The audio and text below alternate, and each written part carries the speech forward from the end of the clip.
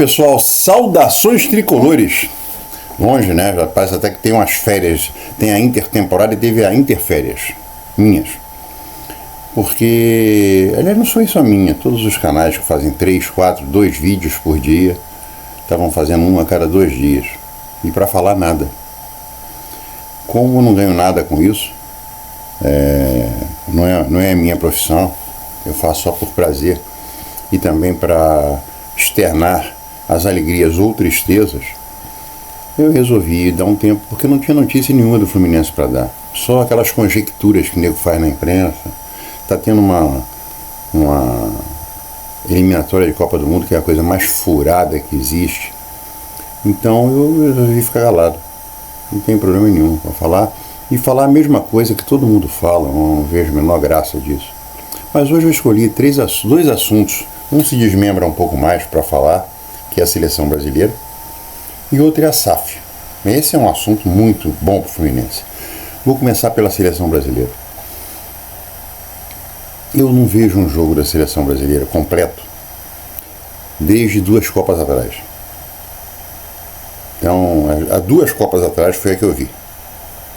Fora disso, eu vi jogos, acho que vi um ou dois completos. Estou falando de jogo completo, que começa e termina, eu estou vendo o jogo. Depois da Copa de 2006. Copa de 2006 eu vi 2 ou 3 jogos inteiros. Eu acho que foram 2 jogos no máximo. E de lá para cá, foi só há 2 Copas atrás eu vi um jogo inteiro. Porque eu não tenho o menor tesão para ver o futebol de seleção brasileira. E não sou só eu, é o Brasil inteiro. A coisa de 20 anos atrás, o nego fazia vaquinha na rua para poder pintar a rua, decorar a rua, e tinha concurso nos principais jornais do Brasil de quem pintou a rua mais bonita, como é que ficou a varanda do edifício, como é que ficou o edifício inteiro. Hoje não tem mais isso, ninguém pinta, ninguém sabe nem a escalação da seleção brasileira. A seleção brasileira é uma coisa que está morta. A seleção brasileira está igual ao Uruguai. Quando eu era garoto, nos anos 60, todo mundo falava do Uruguai com um respeito, que eles foram bicampeões, deram um cacete na gente no Maracanã.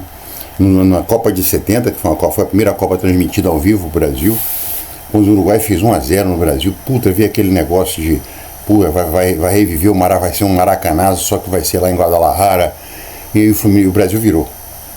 É um time muito melhor. E o Uruguai vive desses 2 campeonatos. E o Brasil está indo pelo mesmo caminho. Nós estamos vivendo de 2002, 1970. 94 foi uma seleção tão opaca que ninguém fala de 94, vocês já repararam?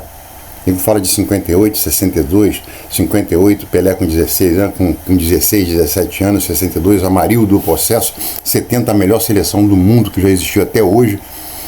2002, Ronaldinho, Rivaldo, Kaká. E 94. Aí eu me lembro muito do Fluminense. A torcida do Fluminense tem horror ao Mano, de quem eu não é meu técnico predileto, sempre falo isso. Porque ele é retranqueiro. Mas os técnicos preferidos da torcida do Fluminense é Abel e Parreira. O Parreira, para quem não se lembra, foi campeão mundial em 94. Ele barrou o Raí, um número 10, para colocar o meio de campo com Dunga e 2 cabeças de área, mais Dunga e Mazinho, não sei quem e Zinho. Eram 3 volantes e o Zinho, que não é o número 10, ele barrou o Raí. Isso aí é o Parreira. Mas não foi por isso, o Brasil acabou mesmo, o Brasil acabou. Vamos virando um Uruguai, vamos falar sempre de 70, de 94 ninguém fala, de 2002, porque a gente não consegue mais fazer seleção. O Brasil, até aquela do Felipe Melo fez aquele pênalti, o Júlio César aceitou um frango. O Brasil não disputa mais nada, nem 3º e 4º lugar. E isso tem alguns motivos. Qual o motivo? Alguns vão falar técnico, não é o comando técnico. É não ter jogador. É não ter jogador identificado com a camisa da seleção brasileira. É não ter jogador identificado com a torcida. Porque até 2002, torcedor escalava a seleção brasileira de umas 3, 4 maneiras e tinha discussão, porque aí esse é melhor que aquele. Hoje em dia, a torcida do Fluminense quer o André. Claro, o André é um craque. Agora, os outros também querem outros jogadores. Porque ninguém tem aquela identificação de estar jogando na seleção brasileira 3, 4 anos, estar jogando aqui com a gente. Não. Os caras saem com 18 anos para a Europa, que é o que eles querem. E não tem a menor identificação. E outra coisa, não são craques. E mais uma coisa, ó, principal. Toda a seleção brasileira, toda campeã, ou que disputou terceiro lugar, como foi em 74, elas simplesmente eram uma seleção, como foi em 98, é uma seleção que tinha um cara chamado meia de criação. Então você pode falar que você quer, você tinha o Didi, Pelé, você tinha Tostão, Rivelino, Pelé, Paulo César, tudo era meio de criação. Paulo César jogava de ponta esquerda recuado, mas na realidade era um cara de criação. Você tinha Rivaldo, Kaká. Hoje você tem quem? Só, vou falar a palavra correta, não tem problema nenhum, só merda. Esses caras não têm identificação, não são craques de bola, não são craques de bola, recebem uma fortuna porque o futebol é algo que vem caindo. Por mais que queiram alguns alucinados pelo futebol, eu sou alucinado pelo futebol, mas não sou cego. Ah, porque o Maracanã está cheio. O Maracanã não está cheio. O Maracanã foi restaurado, reformado da última vez, restaurado para a Copa de 2014, e a capacidade dele até 1998 era 200 mil pessoas. Nos dois maiores públicos, nos 3 maiores públicos do Brasil eu estava presente, menos a final de 50, óbvio, não era nem nascido. Mas 63, 69, as eliminatórias da Copa do Mundo, em 69 o Fla-Flu, eu estava dentro do Maracanã. Então era 200 mil pessoas, 63 foi 194 mil pessoas, 177 mil pagantes. Eu estava lá, pagante. Eu e meu pai. Eu me lembro bem do jogo. 69, que foi um golaço do Pelé, um jogo duro pra cacete, as feras do Saldanha. Ele fez um golaço na meia-lua, encobrindo o goleiro com um toquinho em cima do Aguilera, que era o goleiro do Paraguai. Em 69 foi o Fla-Flu, 150, 160 mil pessoas, não pagantes, 170, eu estava lá. Foi, na minha opinião, o maior Fla-Flu que teve até hoje, em 69. Nós ganhamos de 3-2. Então, aí você vai para o Maracanã com chuva de 95, vê o público. Aí fizeram uma reforma no Maracanã para botaram as cadeiras no lugar da geral, aí caiu de 170 mil pessoas para 100 mil pessoas, 120 mil pessoas no máximo. Agora fizeram a reforma em 2014, fez 10 anos ano passado, e caiu para 78 mil lugares. E nunca deu esse valor, nunca deu esse número. Esse estádio nunca foi lotado com 80 mil pessoas, 70 mil pessoas. Aí falou, o Maracanã está lotado, botamos 70 mil pessoas. Pô, Fluminense e América, os dois no meio de tabela, dava 70, 80 mil pessoas. Pô. Quando a América tinha torcida, era um bom time, que disputava título, era segundo colocado, era um time que podia ganhar qualquer time do Brasil. Hoje é uma porcaria de time, só tem time porcaria, inclusive o nosso. Inclusive o nosso. Não tem mais um jogador que você fala, pô, isso aqui tem que ser titular de qualquer maneira. É esse aqui mais 11, mais 10, ó. Esse e mais 8. Não tem. Isso é a primeira coisa.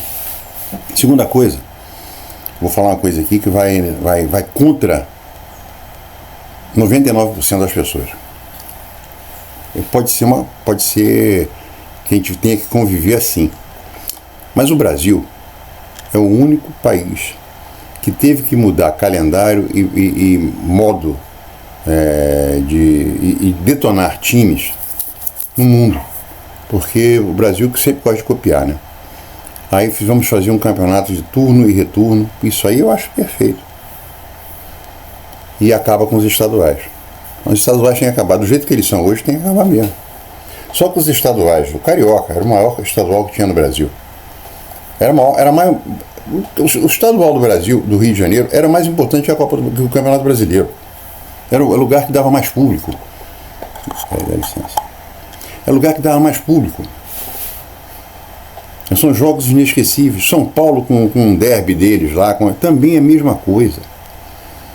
E a gente tinha, isso me passou pela cabeça agora de manhã, antes de começar a gravar. Os times pequenos, no Brasil inteiro, faziam jogadores. Então, vou falar do Fluminense. Samarone veio da Portuguesa Santista. Cláudio veio da Prudentina, que não existe mais. A Prudentina acabou com o futebol. Cláudio Garcia. Esses caras todos vieram de times pequenos, do interior. Ou então aqui no Rio de Janeiro, o Vasco foi campeão em cima do Fluminense com aquele... Esqueci o nome de 2 jogadores que vieram do Madureira. Aí teve um deles que era o mais forte, metido pra cacete também, mascarado. Mas o cara era bom de bola. Foi aquele que fez um centro de letra. E o Vasco fez o segundo gol, se não me engano. Na decisão contra o Fluminense. 2 caras que vieram do Madureira. O último cara que veio, saiu de um clube pequeno, que veio e fez algum sucesso nos times grandes foi o... Meu Deus do céu, do Madureira, tá jogando agora de novo o Madureira. Gostoso não, é alguma coisa parecida, é Oso, não sei o que é Oso. Ele jogou no Fluminense em 2011, se não me engano. Jogou no Internacional, jogou no Botafogo. Agora voltou pro Madureira. Então era o Ronaldo Fenômeno, era do São Cristóvão.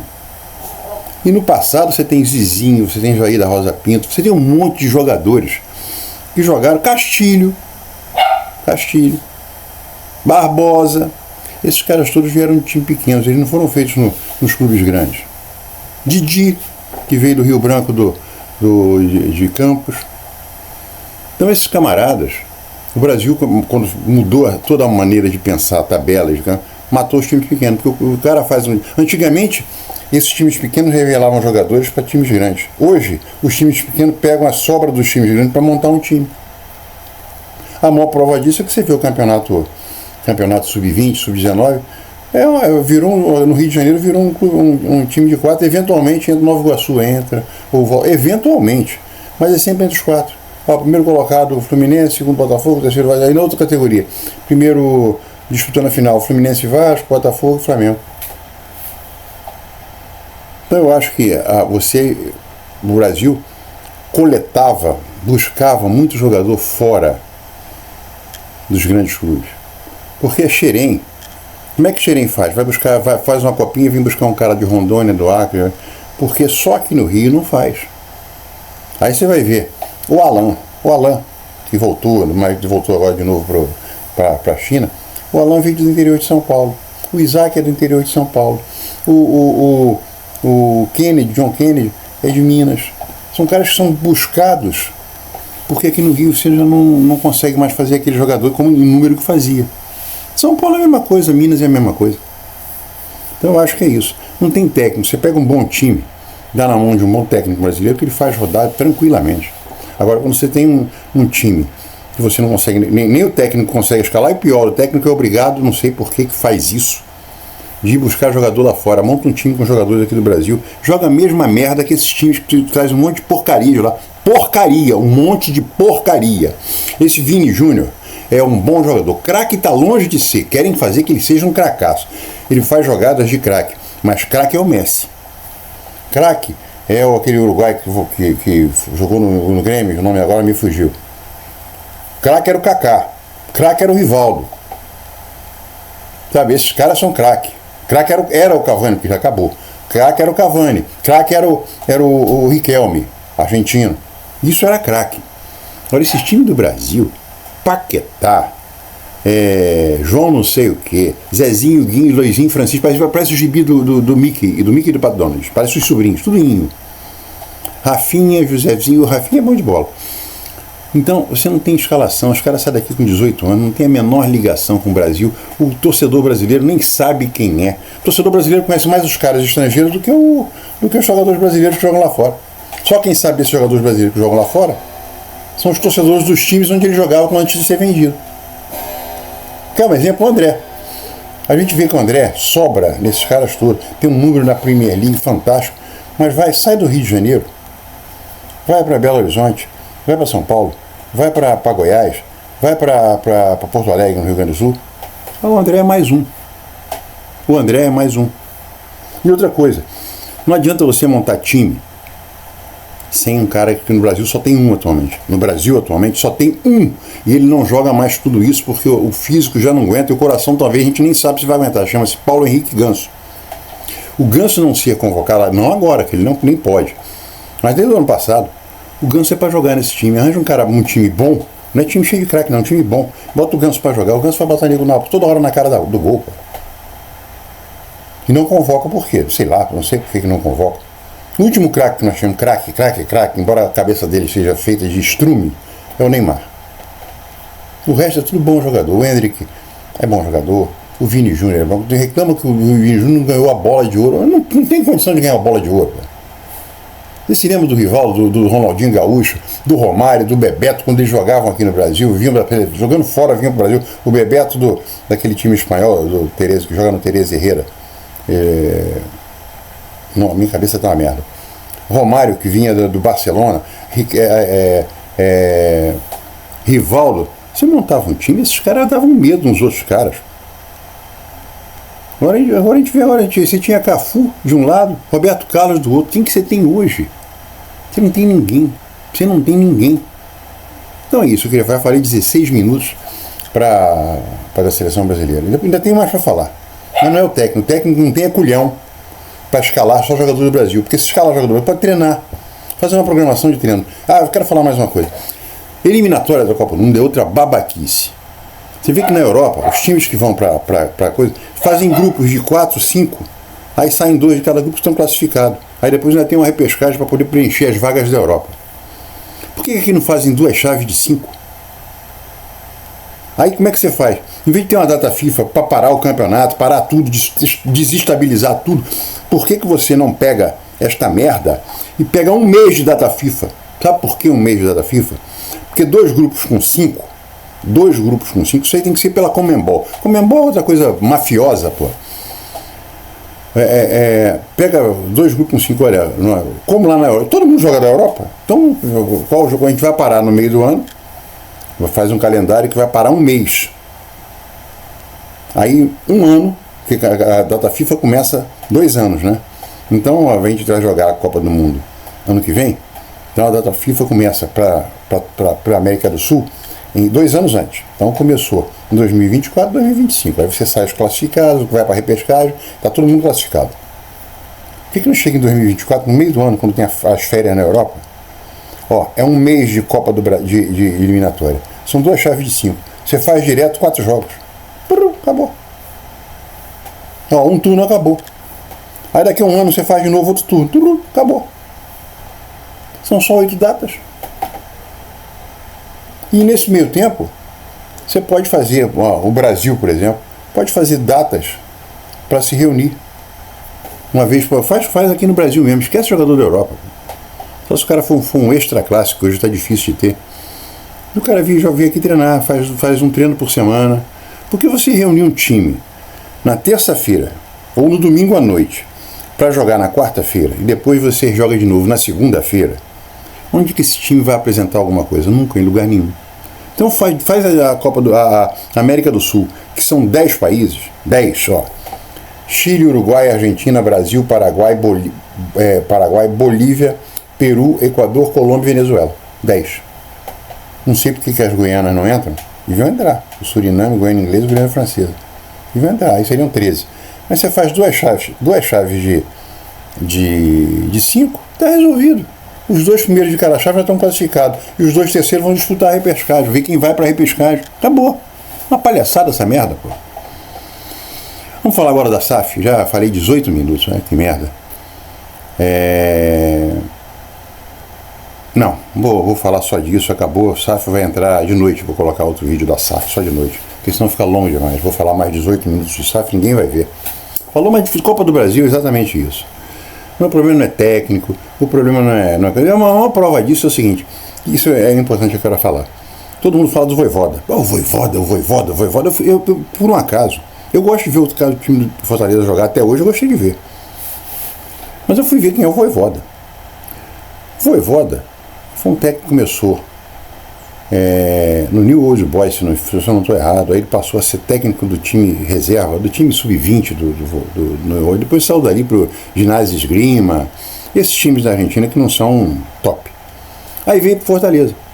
Ele não ganhou nada. Ele começou em 2015, está fazendo 10 anos que ele é treinador esse ano. Aí veio para Fortaleza. Acertou Fortaleza, é um time que não tem pressão. O Vojvoda, tudo que o Vojvoda tem na vida é um campeonato cearense e uma Copa do Nordeste. E ele agora está passando um sufoco danado. O Fortaleza é um time... O Fluminense encara o Fortaleza nesse final de semana agora.